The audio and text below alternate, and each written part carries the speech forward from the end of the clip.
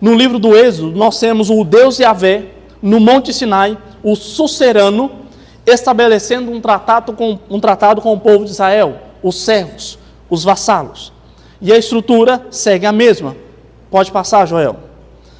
O Senhor, primeiramente ele se apresenta como sucerano. Eu sou o Senhor teu Deus. Êxodo 20, verso 2. Pode passar, Joel. Depois, Deus faz um rapto histórico do que ele fez pelo seu povo. Que te tirei da terra do Egito. Êxodo 20, verso 2. Mais uma vez. Logo após, nós temos as leis, ou os mandamentos. Êxodo 20, do versículo 3 ao verso 17. Depois dos mandamentos, foram registradas as testemunhas, os oficiais sacerdotes, no caso, o próprio povo e o próprio Deus. Mais uma vez, Joel, por favor. E depois de ter estipulado as bênçãos, das cláusulas, é estipulado as bênçãos e as maldições. Deuteronômio capítulo 28. Bênçãos para aqueles que fossem cumprir os mandamentos, e maldições para aqueles que descumprissem os mandamentos. Por último e por fim, nós também temos uma frase de amor e obediência exclusiva. Temos vários, mas eu coloquei aqui apenas dois, Êxodo 26 e Deuteronômio 6, de 13 a 15. Nesses textos você verá que a forma de amar a Deus é seguindo os mandamentos de Deus, é adorando a Deus. Essa é a forma de adorar a Deus segundo as Escrituras. Pode tirar, Joel. Muito obrigado pela sua ajuda. Então, meus irmãos, nós percebemos que Deus usa um modelo de contrato, de tratado, usado naquela época, muito comum naquela época, para estabelecer uma aliança com o seu povo. E de forma que essa aliança ficaria, inclusive, muito clara na cabeça das pessoas. A grande questão é que eu e você sabemos que o povo, eu e você, nós descumprimos os mandamentos do Senhor. E como qualquer contrato, quando não é cumprido, há consequências, com o pecado não é diferente. As consequências do pecado podem ser resumidas com o que Paulo diz, por exemplo, em Romanos 6, 23. Pois o salário do pecado é a morte. Ou seja, o Senhor, desde Adão, mas de maneira oficial lá no Êxodo, ele estabeleceu uma aliança com o seu povo, um contrato com o seu povo. E nós descumprimos a nossa parte. Então, agora juridicamente, de maneira justa, nós estávamos, como Paulo diz em Romanos 3, 23, todos pecaram, todos quebraram o contrato, e agora estão destituídos da glória de Deus. E aí você pode estar pensando, ok, licenciado Diego, eu entendi sobre o tratado, eu entendi sobre essa estrutura, sobre as cláusulas, e que nós quebramos os mandamentos do Senhor. Mas o que isso tem a ver com Jesus sendo o nosso mediador? E eu te respondo tudo. Porque se houve uma quebra deste tratado com Deus, e a consequência é a morte destes que quebraram essa aliança, a única solução então, meus irmãos, a única solução é que se levante alguém justo, totalmente inocente, para que, primeiro, ele renove a aliança quebrada, segundo, ele reconcilie as duas partes, e terceiro, ele interceda pela parte que quebrou o tratado. E é exatamente essa a função do mediador, por exemplo, exemplificado pelo sumo sacerdote no Antigo Testamento. Quando ele apresentava um sacrifício em nome do povo, o que ele estava dizendo, em outras palavras, é: Senhor, nós descumprimos a tua lei, e segundo a tua aliança nós merecíamos a morte, mas Senhor, receba provisoriamente a morte desse animal como substituição no nosso lugar. Era basicamente isso, o que significava o serviço do sumo sacerdote. E o sacrifício que ele fazia era provisório porque O sangue do animal nunca foi suficiente para pagar pelos pecados de ninguém. Por isso ele precisava ser refeito e refeito. E segundo, o sacrifício do sumo sacerdote era provisório porque ele apontava para um sacrifício definitivo. O sacrifício de Jesus Cristo. Então, por quê? Por que precisávamos de um mediador? Porque havia uma aliança com o Senhor. E essa aliança foi quebrada desde Adão. Por isso, Jesus se fez servo. Jesus cumpriu a lei, morreu a nossa morte. E hoje, por mediação dele, nós temos paz com Deus. Note que, inclusive, quando nós vamos orar, quando você vai orar, ao final você diz, em nome de Jesus, por meio de Jesus. Meus irmãos, entendido isso, espero que eu tenha explicado de maneira bem clara para os irmãos. Nós vamos entender aqui o que Jesus fez por nós como nosso mediador. E a primeira coisa que Jesus fez como mediador é que ele estabeleceu uma nova aliança. E agora eu peço que você volte ao texto, no capítulo Hebreus capítulo 9, mas vá lá no versículo 15, ok? Versículo 15. Por isso mesmo, ele é o mediador da nova aliança, a fim de que, intervindo a morte para a remissão das transgressões que havia sobre a primeira aliança, recebam a promessa da eterna herança aqueles que têm sido chamados. Perceba que, de maneira muito clara, o autor aos Hebreus, ele destaca que Jesus é o nosso mediador. E uma das funções desse supremo mediador foi o de estabelecer uma nova aliança. Você já deve ter percebido que quando nós vamos tomar a ceia, na maioria das vezes nós lemos o texto de 1 Coríntios, capítulo 11, versículo 25, que diz, este é o cálice da nova aliança no meu sangue. Ou seja, claramente Jesus, ele estava neste momento como mediador, estabelecendo um novo tratado, um novo contrato, uma nova aliança entre Deus e o seu povo. Mas nós temos que esclarecer algumas coisas aqui. Se temos uma nova aliança, isso quer dizer também que nós temos uma antiga aliança. A primeira aliança, como o texto diz aqui. A primeira aliança, ou a antiga aliança, se refere ao que nós chamamos de pacto das obras, a lei de Deus. Se vocês obedecerem ao Senhor, vocês serão o meu povo, e vocês viverão em uma terra que mana leite e mel. Seria o equivalente se hoje a nossa salvação fosse pelas obras. Se você obedecer à lei de Deus, você será povo de Deus e você viverá no céu.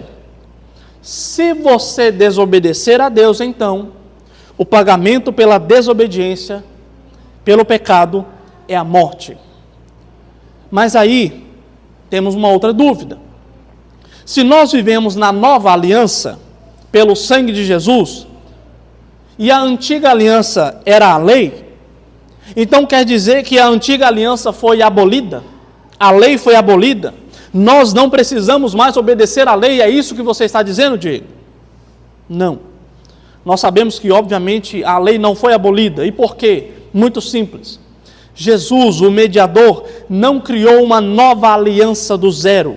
Ou seja, ele não descartou a antiga aliança, ele não aboliu a lei e estabeleceu uma nova aliança no lugar. Agora é graça. Não. O que Jesus fez, na realidade, é que ele estabeleceu uma renovação. Jesus restaurou uma aliança que havia sido quebrada. Ele restaurou a antiga aliança em uma nova aliança muito superior à antiga.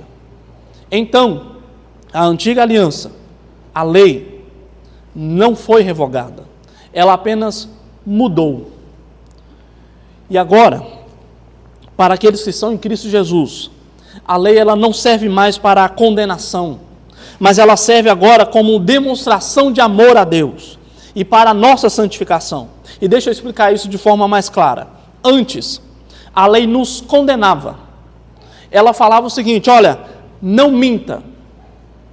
Só que nós mentimos. Nós mentimos. Nós quebramos o contrato. Logo, o resultado é a morte. Mas agora, com a nova aliança estabelecida pelo mediador, a lei para aqueles que estão em Cristo Jesus, ela não mais condena, porque Cristo já cumpriu essa lei no nosso lugar. Ele já pagou a nossa dívida perante a lei.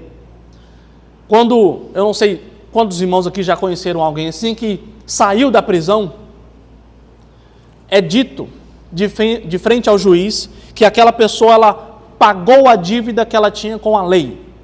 Ela pagou a dívida que ela tinha com o Estado. Então, a lei não nos condena mais porque Jesus pagou a nossa dívida que nós tínhamos com a lei. Mas ao invés de você pensar o seguinte, ok, pensar como alguns na época de Paulo, ok, se nós vivemos agora pela graça, Jesus já pagou a nossa dívida como mediador, então nós podemos viver da forma que nós queremos. Nós podemos pecar tranquilamente, porque Jesus já pagou a nossa dívida. A grande questão é que a lei não foi abolida. Tanto é que, para aqueles que não estão em Cristo Jesus, para aqueles que não se arrependeram dos seus pecados, para estes, a lei ainda os condena. No grande dia, eles prestarão contas de cada transgressão ao Senhor. E veja bem, eu não estou dizendo isso para colocar medo em você, apesar de que eu sou a favor de que você sinta sim um pouquinho de medo, mas eu estou dizendo isso porque é a verdade, é a realidade do que vai acontecer. Para aqueles que não se arrependerem, não confessarem os seus pecados e não crerem no Senhor Jesus, o peso da lei está sobre eles. E é por isso, meus irmãos, que nós não estamos expondo aqui sobre Jesus aos domingos, nós não estamos fazendo isso para mostrar que nós somos inteligentinhos, ou porque falar de Jesus é legal.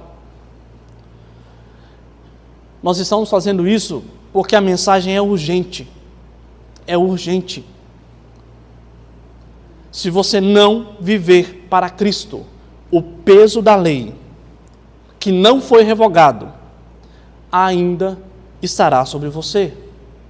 E a conta vai chegar. A conta vai chegar. Mas a lei também, em Cristo, ela tem o objetivo de me fazer amar mais a Deus e me santificar. Porque a estrutura do tratado, da aliança com Deus não mudou. O Senhor ainda diz, olha, eu sou o Deus de vocês. O único Deus que enviou o meu único Filho para morrer e libertar vocês da morte e da culpa do pecado. Eu não quero mais sacrifício de animais, eu não quero mais penitências, eu não quero mais derramamento de sangue, isso já foi feito definitivamente por Cristo Jesus. O que eu quero agora é que vocês guardem os meus mandamentos, que não foram abolidos na nova aliança. Porque, como vai dizer João no capítulo 14, verso 21, aqueles que têm os meus mandamentos e os guarda, esse é o que me ama. É esse que me ama. Portanto, Cristo Jesus renovou o nosso acesso a Deus, que antes foi perdido lá no Éden. Por isso, Cristo Jesus é o nosso mediador. Então, primeira coisa, o mediador, Cristo Jesus, estabeleceu uma nova aliança, renovando a primeira. Agora nós veremos que o mediador, ele reconciliou as duas partes. E peço a você que volte ao texto, no versículo 11 ao versículo 14 agora. Quando, porém, veio Cristo como sumo sacerdote dos bens já realizados, mediante o maior e mais perfeito tabernáculo, não feito por mãos, quer dizer, não dessa criação, não por meio de sangue de bodes e de bezerros, mas pelo seu próprio sangue, entrou no Santo dos Santos, uma vez por todas, tendo obtido eterna redenção.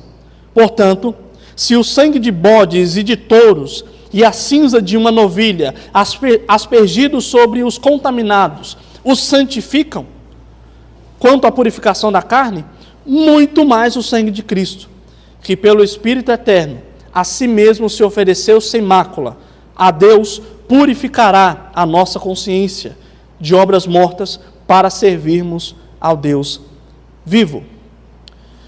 E aqui, para entender esse pedaço do texto, imagine a seguinte cena. Imagine que uma nação forte resolve fazer uma aliança com uma nação mais fraca. A nação forte chega e fala o seguinte para a nação mais fraca: escuta, eu sou mais forte do que você, eu tenho mais recursos do que você, mas eu não preciso te destruir.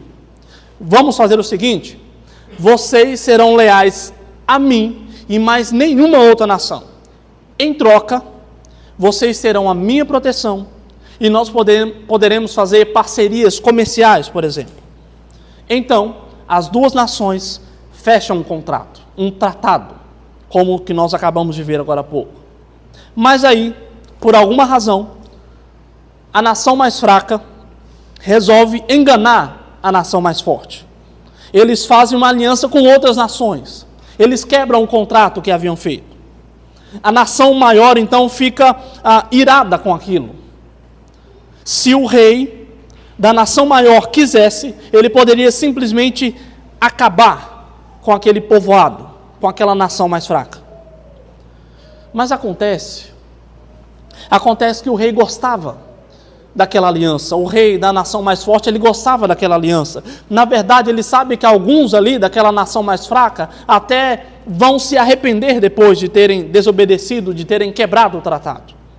O rei então faz o seguinte: olha, se vocês vierem até mim diretamente, vocês serão destruídos. Então façam o seguinte: a partir de hoje, eu vou eleger alguém que virá até mim trazendo ofertas de paz. E eu vou escolher alguém inocente, que não pecou junto com vocês, alguém justo que cumprirá o contrato que vocês quebraram. E será assim por alguns anos, até que vocês se arrependam, mudem, e então nós poderemos ter um relacionamento direto novamente. Ou seja, as duas partes estavam separadas, porque uma quebrou a aliança, mas um escolhido, um mediador, liga de volta esses dois povos, ligam eles novamente. O que nós acabamos de ver nessa cena de exemplo, meus irmãos, descreve então a segunda função de Cristo como mediador. Ele é aquele que nos reconciliou com Deus. Se você parar e pensar um pouco, você vai perceber que antes de Jesus, melhor dizendo, o povo de Deus sempre precisou de um mediador, porque senão o povo seria destruído, legalmente falando. No Monte Sinai, o povo só poderia se achegar até perto da montanha, até no pé da montanha. O único que poderia subir era o mediador Moisés, porque se até mesmo um animal subisse a montanha, ele seria fulminado. Se qualquer transgressor da aliança subisse, ele seria morto. No tabernáculo, no templo, a mesma coisa. Se tinha os santos dos santos, a parte mais interior do templo, aonde somente o sumo sacerdote poderia entrar. E se alguma pessoa entrasse, na verdade, se até mesmo o sumo sacerdote não tivesse se purificado devidamente, ele mesmo seria morto, ali mesmo no Santo dos Santos. A separação entre Deus, o ofendido, e o povo, os ofensores, essa separação, meus irmãos, era tão séria que havia um véu extremamente espesso que separava os santos dos santos. Algumas obras antigas relatam que o véu tinha aproximadamente 10 centímetros de espessura, de grossura. O véu era praticamente uma manta extremamente grossa. Alguns vão dizer que se o véu fosse amarrado em 2 cavalos e cada um fosse disparado em lados opostos, ainda assim o véu não se partiria. O véu era tão pesado para separar a presença dos santos dos santos do povo, o véu era tão pesado que o sumo sacerdote literalmente ele tinha que se arrastar por debaixo do véu. para chegar ao Santo dos Santos. Ele literalmente se humilhava para entrar na presença de Deus. Antes de Jesus, antes de um mediador perfeito, a separação entre Deus e o povo era clara e era mortal. Mas então, agora, nós entramos no argumento do autor da carta aos Hebreus. Ele diz, se antes os sacrifícios de animais já serviam para a purificação da carne, com Cristo nós temos muito mais do que isso. Em Cristo, como o nosso mediador, que derramou seu sangue por nós temos agora acesso a Deus, ao Deus vivo, para servi-lo diretamente. Antes, o Senhor não recebia as nossas obras, porque nós estávamos separados, porque nós desobedecíamos a lei de Deus. Agora, tendo Cristo como mediador, agora podemos servir a Deus, ao Deus vivo. Justificado, pois, mediante a fé, temos paz com Deus por intermédio do nosso Senhor Jesus Cristo. Lembra que o véu, que eu disse agora há pouco, era espesso, grosso, pesado? Precisaria de uma força descomunal para rasgá-lo. Nem 2 cavalos conseguiriam rasgá-lo. Alguém poderia dizer o seguinte, olha, o véu se rasgou, como a Bíblia diz, porque ele ficava pendurado o tempo todo, então ele arrastava no chão, de forma que a parte mais baixa ficou mais frágil, então a parte mais baixa ficou arrastando no chão, ficou mais frágil e ela se rasgou. Mas o interessante é que as Escrituras dizem que quando Jesus morre no nosso lugar, derramando o seu sangue no nosso lugar como nosso mediador, nos reconciliando com Deus, a Bíblia diz que o véu se rasgou, não de baixo para cima, mas de alto a baixo. De alto a baixo. E isso é simbólico.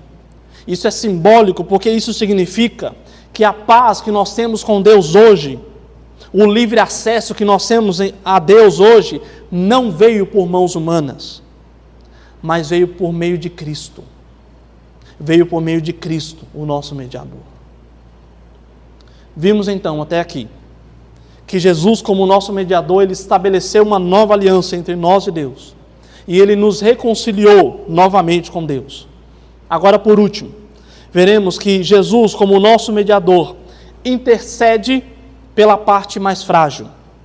Agora eu peço a você que vá até o versículo 24 e 25 do nosso texto, de Hebreus capítulo 9. Verso 24 e 25 diz assim: porque Cristo não entrou em santuário feito por mãos, figura do verdadeiro, porém no mesmo céu, para comparecer agora por nós diante de Deus. Nem ainda para se oferecer a si mesmo muitas vezes, como o sumo sacerdote cada ano entra no Santo dos Santos com sangue alheio.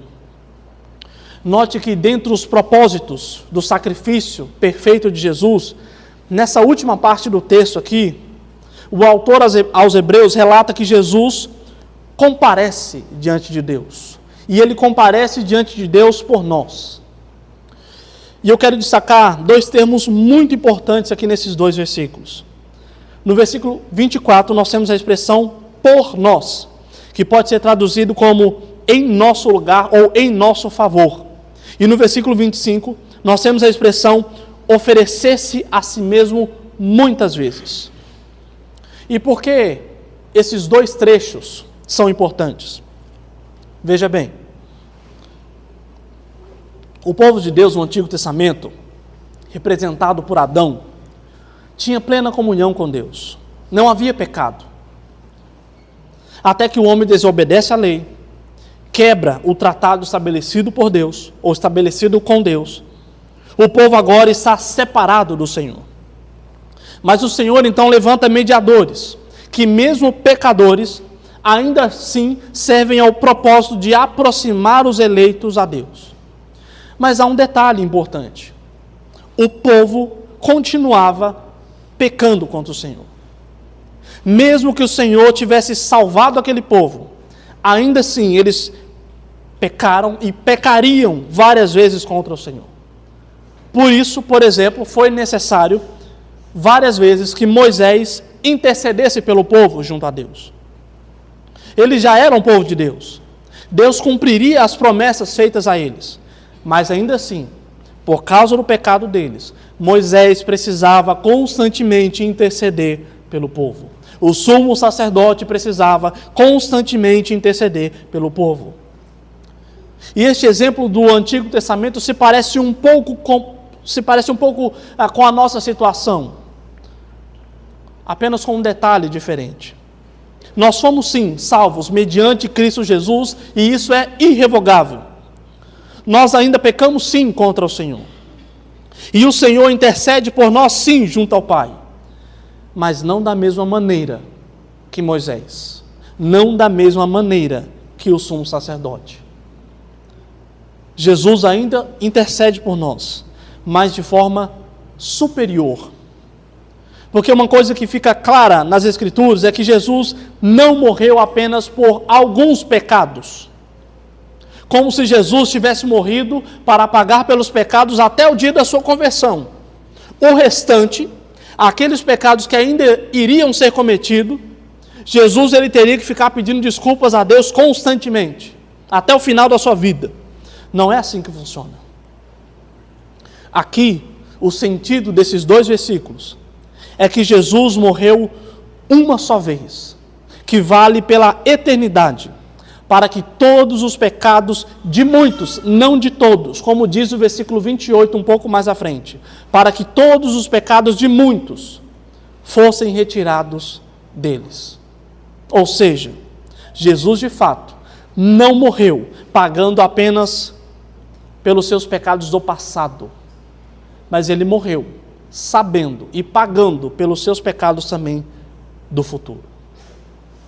E sempre vale lembrar, a lei não foi abolida. A lei não foi abolida. Portanto, aqueles que são gratos a Deus pela salvação, eles obedecem à lei do Senhor, agora por amor e por gratidão a Deus. Mas então, se todos os pecados daqueles que creem em Jesus Cristo estão pagos, como que Jesus ainda intercede por nós junto ao Pai, como mediador?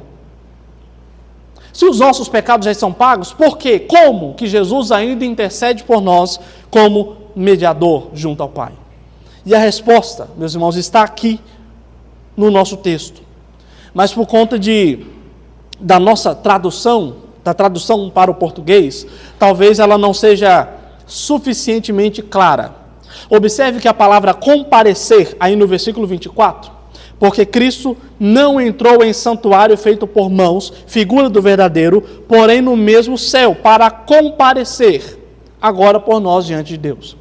Essa palavra aqui, no grego, por mais estranha que pareça, ela não traz o sentido, ela não tem o sentido de chegar a um local. Eu cheguei à igreja, eu compareci à igreja, não é o sentido dessa palavra aqui. Essa palavra, ela traz o sentido de tornar-se visível. Algumas sugestões traz inclusive a palavra brilhar.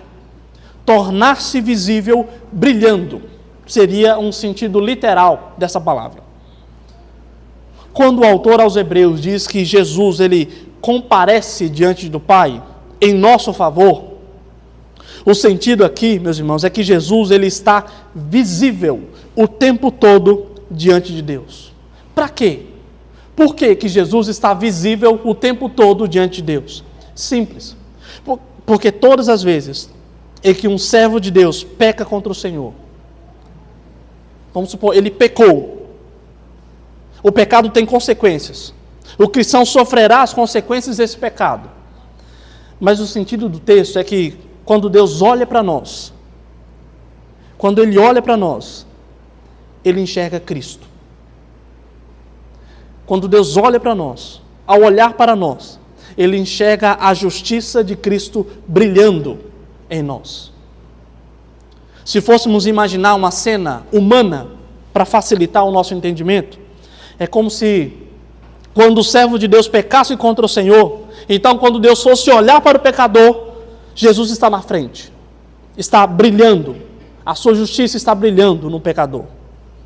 Então é como se o Pai enxergasse o Filho em nós. É como se o Pai enxergasse a justiça de Cristo Jesus em nós. Por isso que, quando pecamos, Jesus nos media como o nosso advogado, como o próprio pastor Jean já expôs aqui à igreja. A justiça de Cristo Jesus brilha em nós.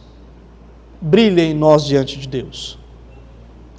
E para completar esse trabalho de mediação pela parte mais fraca, nós somos então mediados não apenas quando nós pecamos, nós somos mediados também quando nós oramos ao Senhor. Paulo vai dizer na sua carta aos Romanos, no capítulo 8, que quando nós oramos, o Espírito Santo intercede por nós, com gemidos inexprimíveis. E o sentido ali é que por causa do nosso pecado, nós não sabemos orar como se deve. Mas o Espírito Santo, que conhece a vontade de Deus, que está em nós, é como se o Espírito Santo dissesse: ó Deus Pai, essa oração que o teu servo está fazendo não é assim, não é de acordo com a tua vontade. Na verdade, Deus, o que ele precisa é disso, disso e disso. Está aí, porque algumas vezes você recebe um não para a sua oração. Ou seja, meus irmãos, nós, mesmo ainda sendo pecadores, e mesmo nem sabendo orar direito por causa do pecado, por meio de Jesus Cristo, nós temos acesso ao Pai de maneira direta. E aqui eu quero partir para a conclusão de algumas rápidas aplicações para nós. Nós vimos então que nós precisamos de um mediador, porque nós descumprimos a lei de Deus, esse tratado que Deus tinha com o homem, mais precisamente com Adão. Mas Jesus se fez servo. Ele foi o nosso supremo mediador, o mediador que estabeleceu uma nova aliança com Deus, uma nova aliança que nos leva de volta para a lei, inclusive em amor. O mediador nos reconciliou com Deus, porque antes nós éramos inimigos de Deus. O mediador que intercede por nós ainda hoje, brilhando com a sua justiça em nós. Diante disso, eu quero que você preste atenção nessas últimas palavras. Sem Cristo. E aqui, se você não prestou atenção em todo o sermão, pelo menos aqui, preste atenção, para que fique te incomodando durante um tempo. Sem Cristo, você ainda está debaixo do peso da condenação da lei. E o fato de você ser uma boa pessoa, socialmente falando, isso não será um fator atenuante. Isso não vai aliviar a sua condenação. Mesmo que você seja a melhor pessoa da cidade, respeitado, pontual nas suas responsabilidades, tenha um bom nome na praça, ainda assim, você sabe, eu sei, que nós somos, por exemplo, mentirosos, orgulhosos, dados à ira, assassinos em nossos corações, debochadores. E essas coisas, mesmo que cometidas uma vez, uma única vez, é uma desobediência, é uma quebra do contrato, da aliança feita com Deus. E o preço, o salário do pecado, é a morte. Por isso, sem Cristo, a lei nos condena. Sem Cristo, nós somos inimigos de Deus também. Porque o Senhor, mesmo tendo dado tudo para nós, a vida, o sustento, comida, a família, ainda assim muitos possuem a petulância de dizer: o Senhor não me fez nada. Tudo o que eu tenho foi eu que consegui sozinho. Não darei glórias a Deus coisa nenhuma. Não servirei a Deus coisa nenhuma, porque eu tenho coisa melhor para fazer num domingo à noite. Em outras palavras, eu sou o meu Deus, portanto servirei a mim mesmo. E se porventura você está pensando o seguinte: licenciado ao pastoreado Diego, licenciado Diego, eu acho que você está julgando demais os outros. Eu acho que você está me julgando demais. Escuta, você não sabe, não é da sua conta, escuta, eu tenho um combinado com Deus. É um combinado assim, só entre eu e Deus. Sabe, licenciado Diego, só Deus pode me julgar. Então eu quero te perguntar algo com toda sinceridade, para que isso não me seja cobrado depois pelo meu Senhor. Se só Deus pode te julgar, você não tem medo disso, não?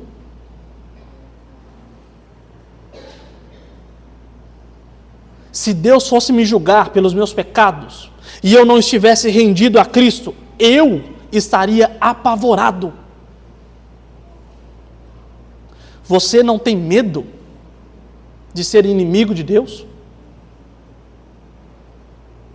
Sem Cristo, é como se nós estivéssemos em uma areia movediça.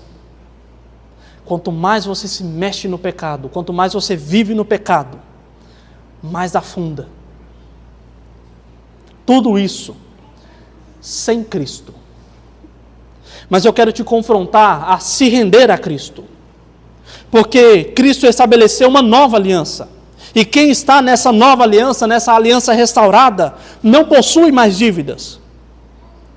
Porque o nosso Supremo Mediador já pagou essa dívida. Quem está em Cristo Jesus, ele tem paz com Deus novamente, ele não é mais inimigo de Deus. Deus não é mais seu inimigo. Quem está em Cristo Jesus recebe inclusive o título de filho de Deus. Não é mais inimigo. Quem está em Cristo, desde a nossa oração aqui até o céu, ele é mediado na presença de Deus. Ele é mediado, ele é recebido na presença de Deus. Então, que você possa se render aos pés de Cristo, que você possa se arrepender dos seus pecados, que você possa confessar os seus pecados a Deus e ser transformado pela graça, mediante, tendo como mediador Cristo Jesus. Amém? Vamos orar.